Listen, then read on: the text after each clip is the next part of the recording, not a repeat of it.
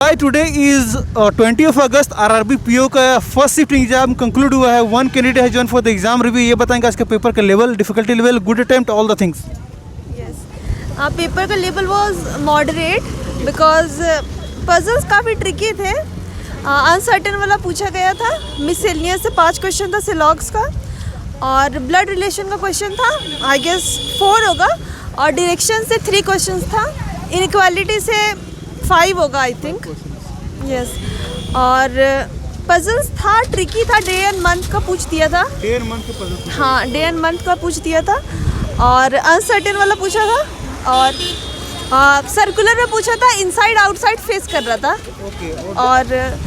और my attempt was 31 in reasoning section, yes, and in if I talking about quant section, then it was 24. I attempted 24 question. तो guys आप जैसे तो बारिश आ गई, but फिर भी हम आपके लिए रिव्यू एनालिसिस ला रहे हैं। तो चैनल को जल्दी से सब्सक्राइब कीजिए और वीडियो को लाइक कीजिए आपको ये रिव्यू पसंद आ रही है तो। यस, रॉन्ग नंबर सीरीज से 5 क्वेश्चन था, वो थोड़ा ट्रिकी था, मॉडरेट लेवल में पूछ दिया था, और सिंप्लीफिकेशन से 15 क्वेश्चन था, अरिथमेटिक था, और DI 3 था, एक टेबल था, एक कैसलेट था, और एक और टेबल था, 2 टेबल था बस।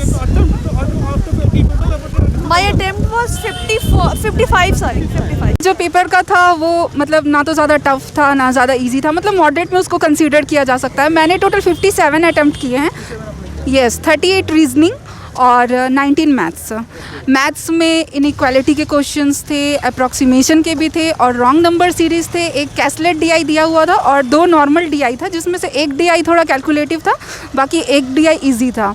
और पजल्स में सर्कल बेस्ड पजल थे, 4 लोग नॉर्थ फेस कर रहे थे, 4 लोग साउथ फेस कर रहे थे। एक अनसर्टेन नंबर का पजल था, एक बॉक्स बेस्ड पजल था, एक डेट वाइज था, जैसे कोई मंथ दे दिया है और उसका 2 डेट दिया हुआ था। सिलॉग्स के 4 से 5 क्वेश्चन थे, इनइक्वालिटी के 3 से 4 क्वेश्चन थे।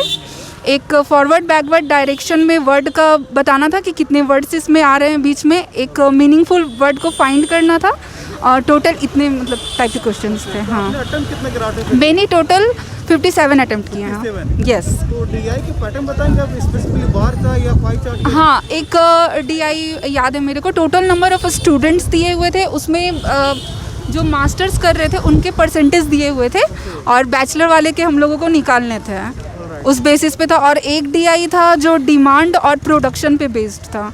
कैसलेट मैंने देखा नहीं, उसके लिए उतना टाइम नहीं मिला, और बाकी अप्रॉक्सीमेशन, इनइक्वालिटी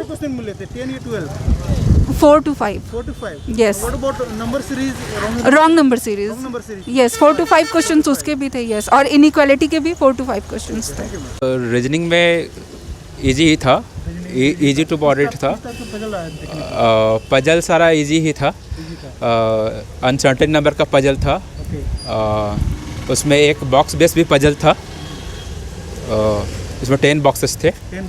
हाँ, और उसमें एक पजल आया था, सिलोजिज्म था, उसमें 5 क्वेश्चन था सिलोजिज्म से, उसमें ओनली अ फ्यू का केसेस था 3 में, और 2 में नॉर्मल था।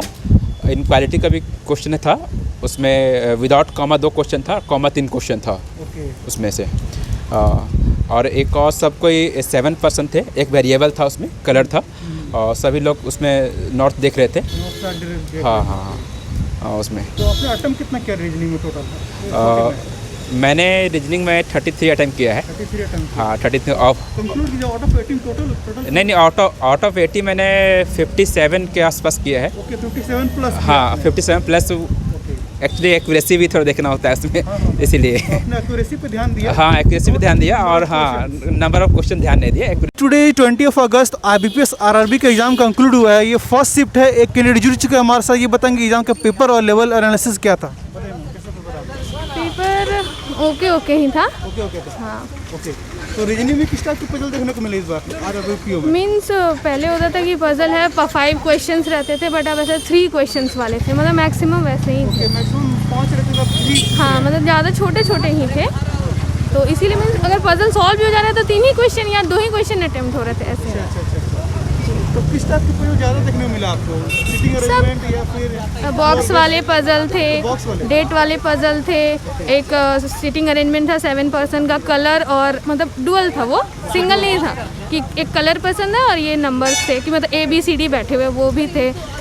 सिलॉग मैथ्स में DI मैथ्स में DI थे, एक DI के पैटर्न बताएंगे। DI एक कैसा था DI भूल गया। बार ग्राफ था या हाँ, एक लाइन ग्राफ था, लाइन ग्राफ, ओके। ठीक है। एक टेबल वाली DI थी नॉर्मल, और एक थी मतलब कि क्या बोलते कैसलेट DI। कैसलेट DI।